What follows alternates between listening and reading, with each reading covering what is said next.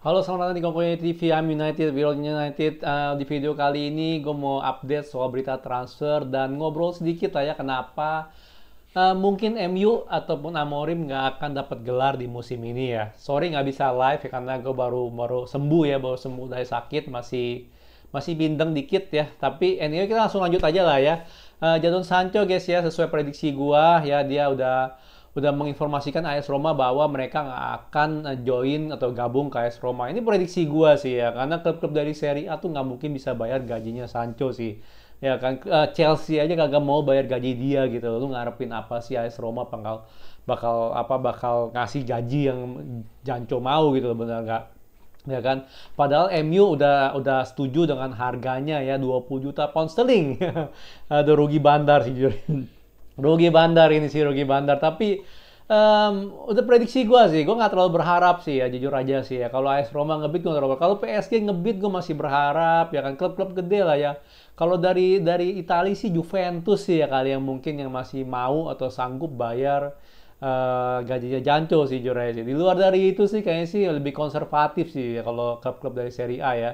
Jadi katanya sih di sini juga Jancho consider other club proposal. Jadi on the table itu cuman on the table udah ada proposal dari klub lain, cuman belum ada pembicaraan dengan Manchester United. Sementara pokoknya Manchester United pengen ya minimal 20 lah seperti tawarannya AS Roma ya gengs ya. Jadi jadi itu ya, menurut gue sih dia ambil 20 juta pound sterling pun itu juga udah didiskon karena gaji Jancho yang gede sih, itu aja sih. Ya kan udah diskon lah. Gue rasa kalau dari dalam kondisi normal dia pasti minta lebih dari 20 lah untuk Jancho sih. Karena kita udah beli mahal sih. Ya kan. Kita lanjut lagi ke berita selanjutnya ya. Jadi udah pasti out ya guys ya si Rasmus Højlund ya. Højlund dari projectnya Amorim. Ya kan gue baca dulu ya. Ini jadi Napoli direct contact with MU following. Oke, jadi Romelu Lukaku lagi cedera ya di Napoli selama 3 bulan minimal. Oh, lebih dari 3 bulan, sorry. Napoli minta buat loan deal dari Rasmus Højlund ya kan. United pengen keep Joshua Zirkzee, jadi Zirkzee yang menang ya daripada Højlund. Tapi itu rencananya sih gengs ya. Jadi kasihan sih dari sama Højlund yang nggak dikasih kesempatan lagi ya, atau sama sekali dengan Amorim ya. Menurut gue sih dia cuma perlu confidence sih, itu aja sih. Cuman ya nggak kurang cocok juga lah ya sama sistemnya Amorim ya, yang dia lebih pengen target man lah, kelihatan banget ya. Amorim lebih pengen target man ketimbang speedy striker yang run from behind terus gitu loh, benar nggak? Kemungkinan itu didapat di apa namanya di Sesko ya, karena Sesko selain bongsor badannya bisa jadi target man juga gesit, makanya dia harus buang salah satu ya antara Højlund atau Zirkzee. Dia lebih milih Zirkzee, Højlund yang bakal out guys ya. Deal loan dengan Napoli atau Serie A sih itu buntut-buntutnya balik lagi sih guys. Jujur aja sih, ya mau ada apa option to buy kayak atau apa kayak berapa juta kayak itu nggak ngaruh sih guys ya, pasti bakal baik lagi sih ya. Gue nggak tahu dia bakal baik Desember atau akhir musim. Pasti bakal di prank lah kita lah kalau untuk begini sih. Kita pantau aja gengs ya, semoga aja ada solusi untuk Jancho sama Rasmus Højlund ya. Sementara Zirkzee udah confirm dia bakal stay di projectnya Amorim guys ya, buat backup lah ya dari Sesko sih. Sesko sih orangnya fit sih, kita udah cek ya di Transfermarkt. Ini orang jarang cedera sih ya, ini orang Bruno versi striker lah ya. Ya, kakinya kaki besi sih ya, 2 tahun ya kalau saya 2 tahun ya, 2 tahun terakhir gue cek dia nggak ada cedera sih, jujur aja sih nggak ada cedera. Paling suspensi kartu kayaknya ada deh, cedera kayaknya nggak pernah deh ya. Paling kalau ada cedera juga paling cuma ya seminggu 2 minggu doang gitu loh, nggak lebih. Jadi aman lah kalau dari situ. Tapi ya gitu lah. Anyway kita butuh kompetisi sama inilah ya dari si kita dapat dari Zirkzee ya. Oke, gue mau lanjut ke topik selanjutnya ya, yaitu MU bisa menang apa sih gitu musim ini ya segala macam ya. Jujur ya, gue lihat sih dari preseason sama game pertama lawan Arsenal sih udah berkembang lah ya, udah berkembang, gaya main kita udah berkembang ya, kita udah lebih bisa position base ya kan. Udah lebih bisa create chance juga di luar dari Bruno ataupun ya di luar dari Bruno ya kan. Menurut gue sih Kanha ini bisa Bisa lah dia nih, lebih ada dia tipenya juga lumayan kreatif juga sih ya. Nggak sekreatif Bruno jelas, tapi dia nggak cuman kayak one trick pony gitu kan. Gue selalu ngomong ini sih, dia bukan kayak tipe winger murni yang cut inside shoot ya. Dia bisa kasih lebih lah daripada Garnacho kasih gitu loh, benar nggak ya kan? Ada sedikit permasalahan di Bemo sama si Diallo. Menurut gue nih berdua mirip-mirip tipenya ya kan. Mungkin finishing bagusan Bemo kali ya, karena kita bisa lihat jadi bisa heading sih, bener nggak? Dia bisa heading juga segala macam. Tapi dengan datangnya Sesko ya, sebenarnya kita ini punya front three, salah satu front three terbaik ya. Dengan catatan ya, Sesko itu kagak flop di Premier League ya, dengan catatan ya. Cuman kita bisa lihat sih ya kemarin, walaupun dia main dari cadangan, dia itu apa ya? Dia tipe target man sih, tipe-tipe yang dimana walaupun dia udah turun jemput bola, tapi dia bisa masuk lagi gitu loh ke kotak penalti dengan cepat untuk terima umpan ya kan. Dan kita kan juga sering gitu main umpan kan, bener nggak? Jadi gue lihat ini tiga ya front three ini dengan catatan Sesko kagak flop, ini front three lumayan terbagus sih di Premier League ya. Kanha sama Bemo udah lumayan proven ya. Udah bukan sekelas Salah sih, tetap sih ya Bemo ya.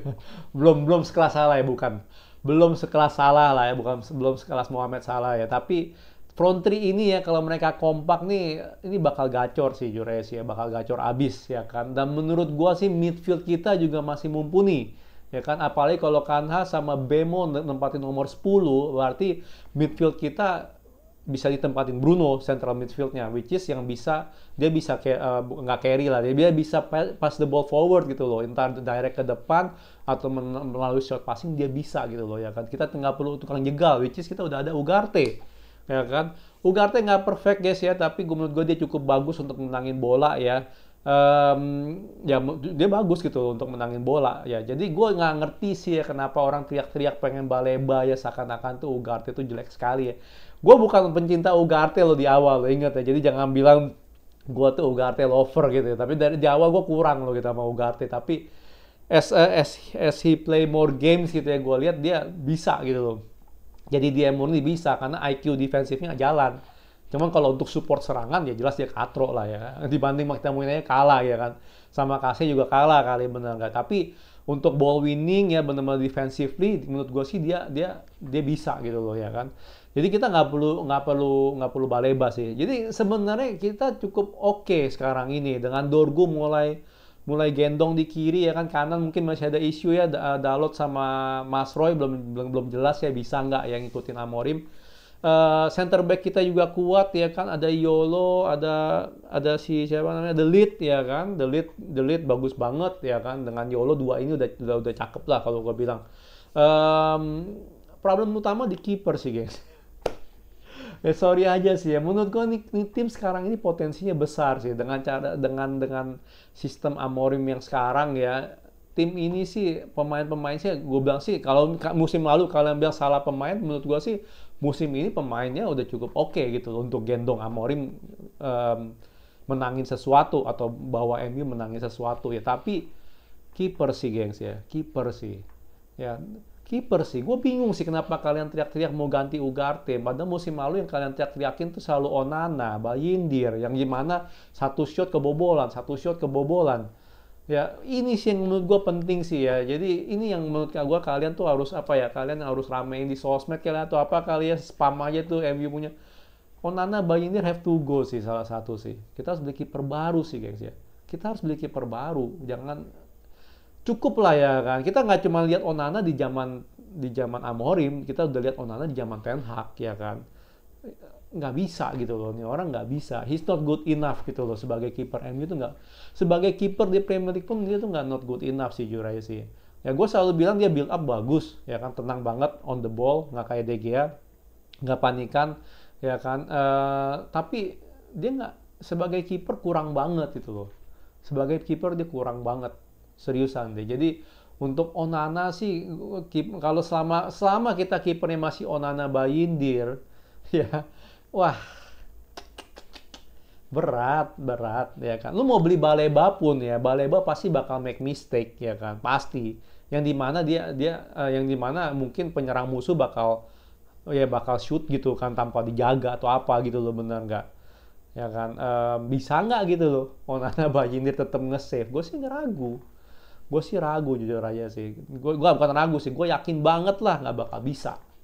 Gue yakin banget nggak bakal bisa. Ya nggak, kita udah kelamaan sih dulu sih digendong sama De Gea, bener nggak? Tapi ini sih keterlaluan sih, jujur aja sih. Ya, kita lihat ya, ini kayak siapa ya? City aja udah mau ngambil Donnarumma, gengs, ya kan? Gila, itu codetnya dalam banget tuh Donnarumma. Habis berantem sama siapa nih codet gede begini? Dalam pula. City aja udah mau ganti Ederson, ya kan? Ederson yang udah mulai tua, ya kan? Dia mau ganti Donnarumma, which is Donnarumma cuma murah, ya kan? Donnarumma murah gitu loh. Galatasaray mau beli Ederson. Kalau ini deal, Donnarumma here we go gitu loh. Kita perlu kiper, gengs. Seriusan. Seriusan. Gue yakin banget deh ya, lu mau ganti Baleba pun percuma, bola pasti penyerang lawan pasti bakal ada shooting gitu loh. Kita nggak mau punya kiper yang one shoot, one kebobolan, kita nggak mau. Kita nggak mau yang begitu gitu, bener. Udah capek-capek nyerang ngegolin, tiba-tiba one shoot kebobolan. Kan demek gitu ngeliatnya, bener nggak sih? Ya jadi menurut gue sih dari segi ini aja nih udah berat banget gitu loh, ya kan? Gue yakin ya kita dengan Ugarte, Casemiro, ya kan, Mainu, Bruno di central midfield, menurut gue sih kita masih kuat gitu loh, midfieldnya masih oke. Cuman ya gitu, di segi kiper ini nih, ya kiper ini bolong. Ya kan, ini menurut gue sih bentar lagi dandil lah ya, dandil. Cuman permasalahannya kita belum nggak tahu ya Galatasaray kenapa nggak mau ngebid 10 juta untuk Ederson, mungkin karena dinilai ketuaan kali ya dengan harga segitu. Dari Florian Plettenberg ini dia pengen sikat Diogo Costa ya guys ya. Jadi kita ada dua opsi kiper sekarang ini. Sebelumnya kan si Kratos ya, si Vanja Milinkovic-Savic itu kan udah ke Napoli kan. Udah here we go Napoli, udah nggak bisa lagi. Ada dua nih ternyata yang bisa available, Diogo Costa sama Donnarumma. Harganya sama mirip-mirip lagi 20-30-an. Kalau gue sih lebih milih Donnarumma, jauh udah pasti. Udah ya juara Eropa men, gila bener nggak. Kalau apa namanya untuk Diogo Costa, gue nggak tahu dia masih bagus atau enggak ya kan. Hype-nya sih lumayan tinggi. Cuman gue jelas mungkin gue bias Itali kali ya, tapi gue lebih milih Donnarumma lah. Cuman nggak masalah antara dua ini gitu. Yang pasti Bayindir sama Onana have to go sih. Ya. Kalau seandainya nih kita ganti kiper nih ya, kita ganti kiper dan kipernya itu nggak flop ya. Gua ganti hashtag gua guys ya. Hashtag 2026 juara liga guys ya. Gua masih nggak percaya sama Amorim ya, tapi gua percaya front three kita, midfield kita, defender kita dan dengan kiper baru itu bisa lah ngangkat MU lah, bisa lah gendong Amorim lah. Bisa lah serius. Ya menurut gua sih kita harus gerak cepet sih Jure sih ya. Ini udah week pertama, kayaknya akhir bulan ya. Akhir bulan kayaknya transfernya selesai deh. Menurut gua sih kita harus gerak cepet sih. Ya kalau kita nggak dapet kiper baru, ya sorry aja sih, berat ya. Lu berharap aja ya, finger cross tiba-tiba Bajindir dan Onana itu gendong gitu aja sih. Kalau mereka belum nggak gendong ya udahlah siap-siap aja ya. One shot, one kebobolan. GG bro, GG. Oke guys, itu aja sih yang gue mau ngomongin guys. Menurut kalian setuju nggak guys ya sama pendapat gue ya? Kita perlu kiper doang guys ya untuk menangin sesuatu di musim ini guys, benar nggak? Atau ada alasan lain nih kenapa Amorim bisa ya kenapa Amorim nggak bakal nge-deliver any trophy ke kita guys? Kalau gue bilang sih permasalahan cuma satu sekarang ini di tim, kiper guys. Ya, kalau suka jangan lupa like, subscribe, and thank you for watching guys.